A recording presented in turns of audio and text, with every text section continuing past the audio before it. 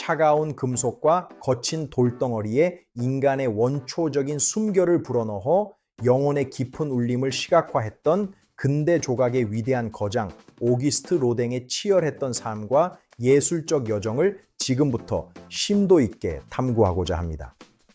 과연 무엇이 그토록 차가운 청동과 대리석을 살아 움직이는 유기체로 변모시켰으며 시대를 초월하여 현대인들에게까지 이토록 강렬한 전율과 깊은 영감을 선사하는 것일까요?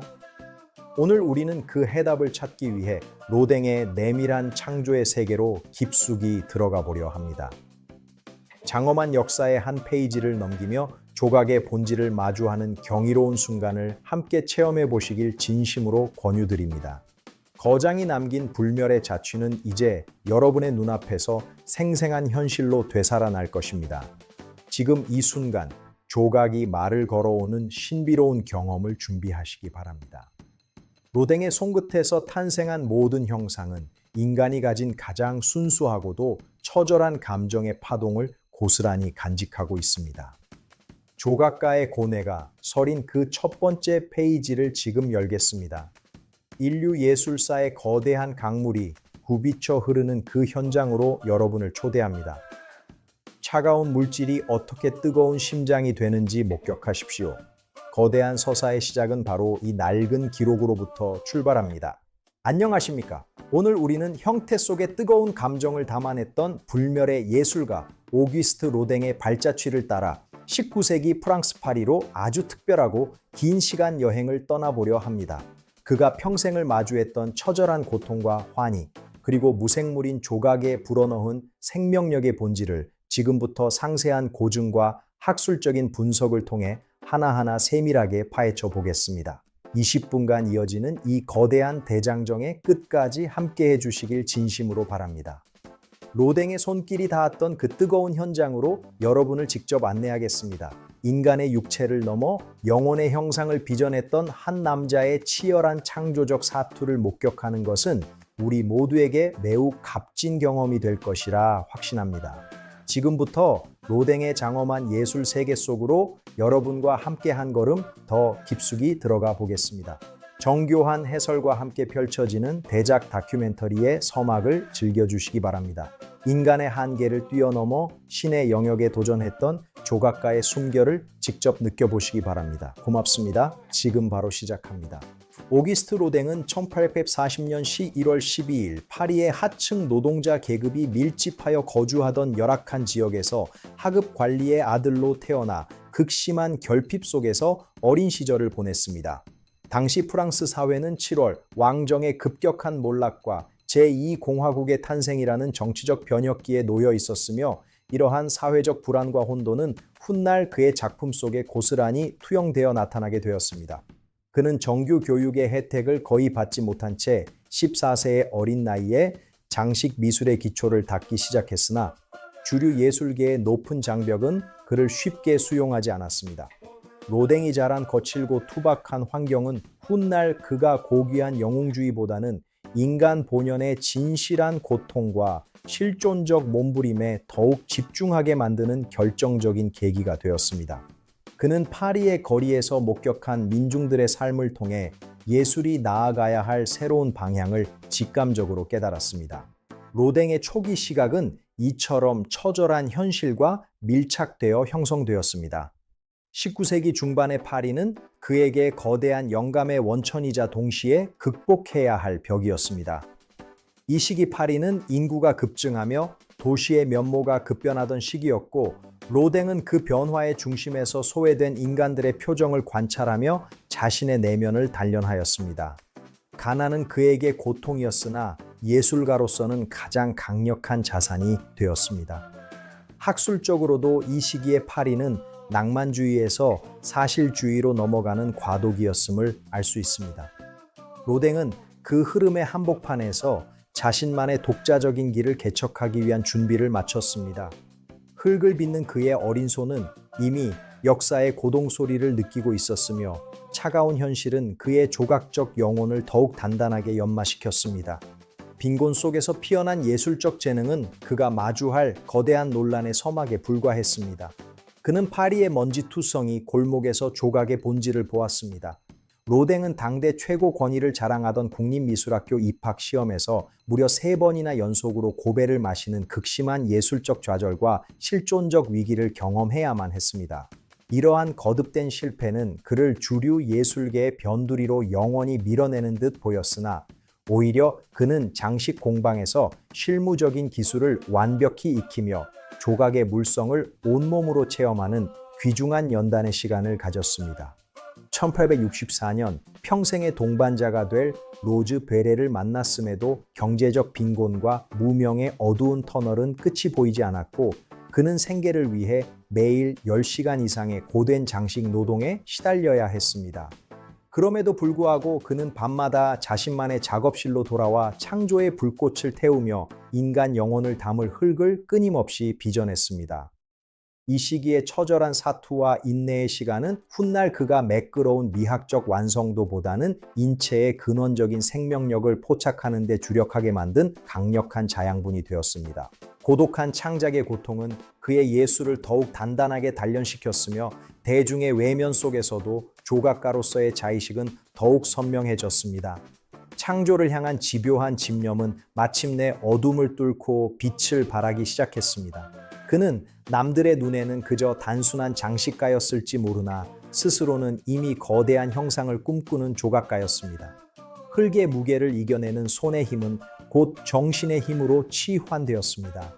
그의 굳은 살은 예술적 훈장이자 타협하지 않는 신념의 상징이었습니다.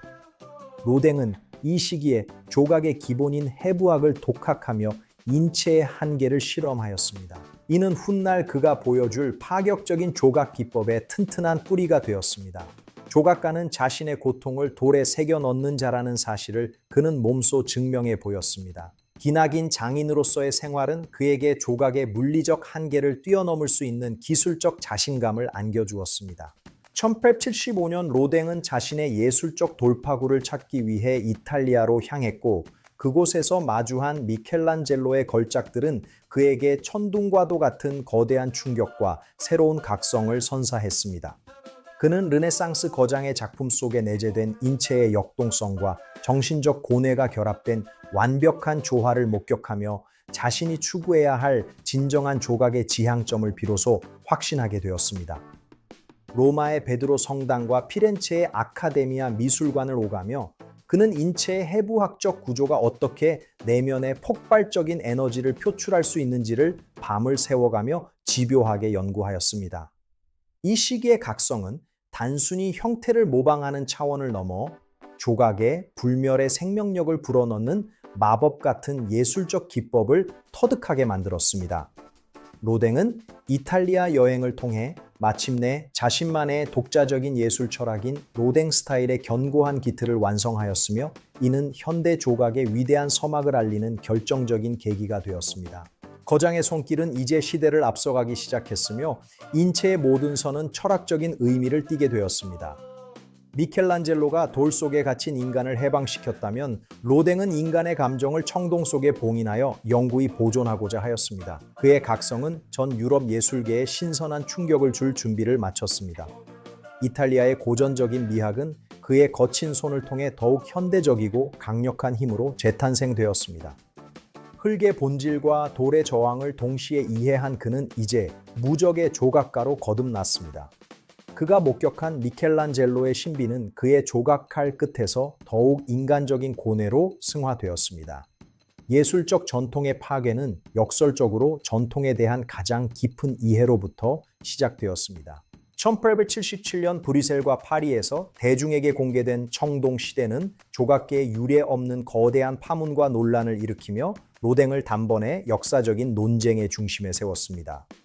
조각상이 보여주는 극도로 사실적인 해부학적 묘사는 당시 보수적인 비평가들로 하여금 실제 인간의 몸을 직접 본떠서 제작한 것이 아니냐는 혹독한 생체모사 의혹을 제기하게 만들었습니다. 로댕은 자신의 천재성을 인정받기는커녕 예술적 사기꾼으로 몰리는 치욕적이고 절망적인 상황에 직면했으나 이를 증명하기 위해 제작 전 과정을 철저히 공개하며 정면 돌파를 선택하였습니다. 이 사건은 역설적으로 그에게 압도적인 대중적 인지도를 안겨주었으며 예술이 단순히 자연을 복제하는 기술을 넘어 작가의 주관적 영혼이 개입된 창조물임을 입증하는 중대한 전환점이 되었습니다. 그는 이 가혹한 시련을 통해 더욱 견고하고 흔들리지 않는 예술적 자아를 확립하며 거장으로 거듭났습니다. 완벽한 사실주의 속에 숨겨진 추상적인 생명력은 마침내 세상의 인정을 받기 시작했습니다. 이 논란은 로댕이 단순한 기술자를 넘어 철학적인 조각가임을 증명하는 결정적인 계기가 되었습니다. 그가 보여준 사실주의는 눈에 보이는 것을 넘어선 본질의 기록이었습니다. 로댕의 조각은 이제 단순한 형태를 넘어 인간 존재의 증명이 되었습니다. 비난의 폭풍 속에서도 그는 자신의 예술이 가진 진실한 힘을 믿었습니다. 그가 빚은 청동은 이제 거짓을 이겨내는 가장 정직한 증거가 되었습니다. 거장은 고통 속에서 더욱 단단해졌으며 대중은 그의 조각에서 신의 숨결을 느끼기 시작했습니다. 1880년 프랑스 정부로부터 장식미술관의 출입문 제작을 공식 의뢰받은 로댕은 죽는 순간까지 완성하지 못한 거대한 서사시 지옥의 문이라는 대작업에 본격적으로 착수하였습니다. 200명이 넘는 개별 인물들이 극심한 고통과 욕망 속에 뒤엉킨 이 기념비적인 작품은 인간 존재의 근원적인 비극과 실존적 고뇌를 시각적으로 구체화한 위대한 결정체입니다. 특히 문 중앙에 배치되어 지옥을 내려다보며 깊은 사색에 잠긴 생각하는 사람은 지옥의 시인 단테를 상징하는 동시에 창조의 상고를 겪는 예술가 로댕 자신의 내밀한 자화상이기도 합니다. 그는 20년이 넘는 긴 세월 동안 이 작품에 매달리며 수많은 인물상을 끊임없이 제작하고 해체하기를 반복하며 조각이 가진 표현의 한계를 무한히 확장해 나갔습니다. 지옥의 문은 로댕 예술의 정수가 집대성된 우주이자 현대 조각이 나아가야 할 새로운 미학적 지평을 제시한 불멸의 유산으로 우리 곁에 남았습니다. 인간의 모든 감정이 청동의 형상으로 박제된 이 문은 영원한 예술의 성소이며 인간 본연의 고독을 비추는 거울입니다. 그는 지옥의 고통을 통해 삶의 숭고함을 역설적으로 표현하였습니다. 흙 속에 묻힌 모든 인간들의 외침이 이 문을 통해 우리에게 전달되고 있습니다. 거장은 이 문을 통해 인간이 도달할 수 있는 가장 깊은 내면의 시면을 청동으로 기록하였습니다. 매일매일 새로운 지옥을 빚으며 그는 천국을 꿈꾸었습니다. 1884년 완성된 칼레의 시민은 전통적인 영웅주의의 경직된 틀을 완전히 파괴하고 죽음의 공포 앞에 선 인간의 가장 진실한 내면을 가감없이 드러낸 파격적인 명작입니다. 백년 전쟁 당시 도시를 구하기 위해 스스로 교수형이라는 참혹한 희생을 자처했던 6명의 지도자들은 로댕의 손을 거쳐 초인적인 영웅이 아닌 우리와 똑같이 두려워하고 고뇌하는 나약한 인간의 모습으로 재탄생되었습니다. 그는 관습적이었던 높은 권위의 좌대를 과감히 제거하고 조각상을 시민들의 발치에 낮게 배치함으로써 시청자들이 그들과 같은 눈높이에서 숭고한 희생의 가치를 온몸으로 느끼도록 유도하였습니다. 이러한 혁신적이고 도발적인 시도는 당시 주문자들의 거센 반발과 비난을 샀으나 결국 예술이 박제된 권위가 아닌 인간의 진실한 삶과 연결되어야 함을 증명한 위대한 예술적 승리로 기록되었습니다. 로댕은 이를 통해 조각의 사회적 역할과 소통의 방식에 대해 완전히 새로운 정의를 내렸습니다. 죽음 앞에서 비로소 드러나는 인간 본연의 존엄성을 그는 조각으로 완성했습니다. 6명의 발걸음은 이제 영원을 향해 걷고 있습니다. 그들의 고독한 결단은 오늘을 사는 우리에게도 묵직한 질문을 던집니다. 희생은 더 이상 과장된 연극이 아닌 조용한 실존의 선택입니다. 조각은 이제 역사를 가르치는 도구가 아닌 역사를 체험하게 하는 매체가 되었습니다. 인간의 본성은 위기 속에서 가장 밝게 빛난다는 것을 그는 조각으로 보여주었습니다. 1898년 세간에 발표된 발자크상은 로댕의 예술적 실험이 최고조에 달했음을 보여주는 동시에 당시 프랑스 사회에 가장 강력한 미학적 충격을 던져준 파격적인 작품이었습니다.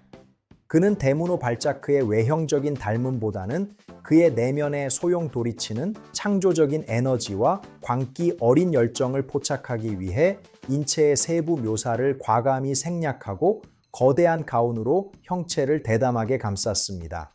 이러한 시도는 자루 속에 든 괴물이라는 모욕적인 조롱과 비하를 받으며 수주 거부라는 초유의 예술적 사태를 불러왔으나 로댕은 자신의 창작 신념을 결코 굽히지 않고 작품을 스스로 거두어들였습니다.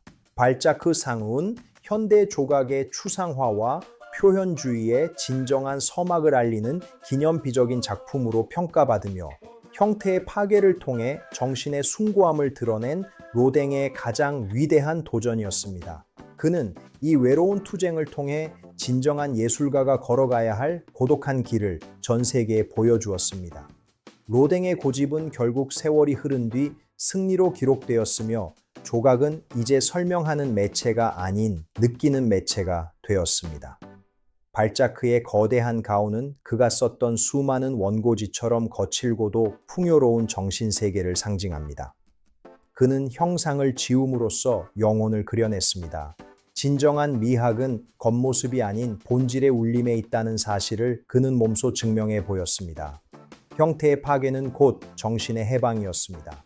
말년의 로댕은 파리 근교 매동에 평화롭게 안착하여 전 세계적인 명성과 막대한 부를 누리며 자신의 위대한 예술적 유산을 체계적으로 정리하는 소중한 시간을 가졌습니다. 그의 작업실은 수많은 제자들과 조수들이 끊임없이 움직이는 거대한 예술 공장이자 성소였으며 그는 이곳에서 인체의 파편들을 유기적으로 결합하여 새로운 생명력을 부여하는 실험적인 창작을 멈추지 않았습니다. 완성된 전체의 조화보다는 부분의 파편들이 가진 독자적인 아름다움에 주목한 그의 후기 작업들은 미완성의 미학을 새롭게 정립하며 현대 조각의 개념을 근본적으로 재정의하였습니다. 1900년 파리 만국박람회에서 개최된 대규모 개인전은 그의 위상을 독보적인 세계적 거장의 반열에 올려놓았으며 그는 자신의 모든 평생 업적과 수집품을 국가에 기부하기로 결단하며 로댕 미술관의 탄생을 예고하였습니다. 로댕은 명성의 정점에서도 늘 흙의 감촉을 느끼며 조각의 본질에 대한 질문을 끊임없이 던졌습니다. 거장의 위엄은 이제 전 세계로 뻗어나갔으며 그는 살아있는 전설이 되었습니다. 뇌동의 숲은 그의 조각들이 숨쉬는 새로운 거처가 되었고 그는 자연과 예술이 하나가 되는 경지를 몸소 실천하였습니다. 그가 남긴 흙 묻은 작업복은 이제 역사의 성의가 되었습니다. 거장의 마지막 숨결은 이제 흙 속으로 돌아가 영원한 안식을 얻었습니다. 그의 무덤 위에는 그가 평생을 바쳐 빚었던 생각하는 사람이 영원히 그를 지키고 있습니다. 오기스트 로댕이 개척한 조각의 광활한 지평은 현대 미술의 든든한 근간을 형성하며 브랑쿠시와 자코메티를 비롯한 수많은 후대 거장들에게 혁명적인 영감의 원천이 되었습니다. 그는 조각을 건축의 부수적인 장식이나 단순한 역사적 기념비의 역할에서 해방시켜 그 자체로 독립적인 감정과 영혼을 표출하는 순수 예술의 드높은 경지로 격상시켰습니다.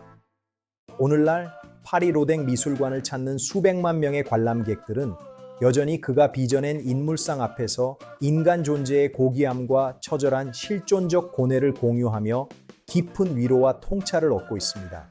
그의 예술은 박제된 과거의 유물이 아니라 지금 이 순간에도 우리 곁에서 살아 숨쉬며 끊임없는 질문을 던지는 역동적인 소통의 매개체로 존재하고 있습니다.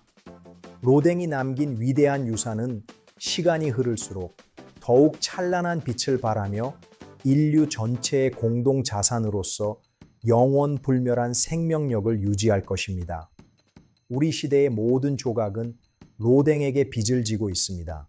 그가 빚은 흙은 이제 인류의 공통 언어가 되었습니다. 시공간을 초월한 그의 예술적 혼은 오늘을 사는 우리에게 여전히 강력한 전율을 선사합니다. 조각은 더 이상 정지된 물체가 아닌 흐르는 시간의 기록입니다. 로댕의 영원성은 바로 여기에 있습니다.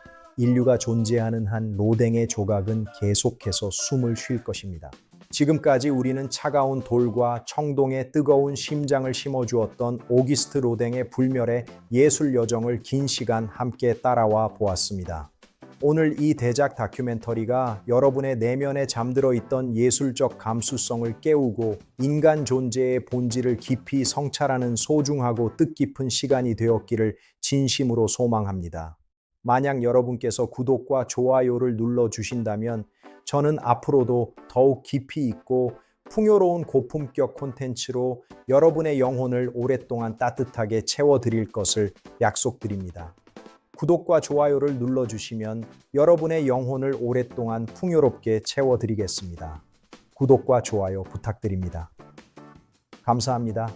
다시 뵙는 그날까지 여러분의 삶이 노댕의 조각처럼 강렬하고도 아름다운 예술로 가득하시길 빕니다. 고맙습니다. 건강하십시오.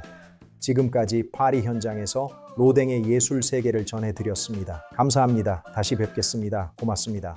로댕의 예술은 이제 시청자의 마음속에서 계속됩니다. 20분간의 여정이 모두 마감되었습니다. 감사합니다.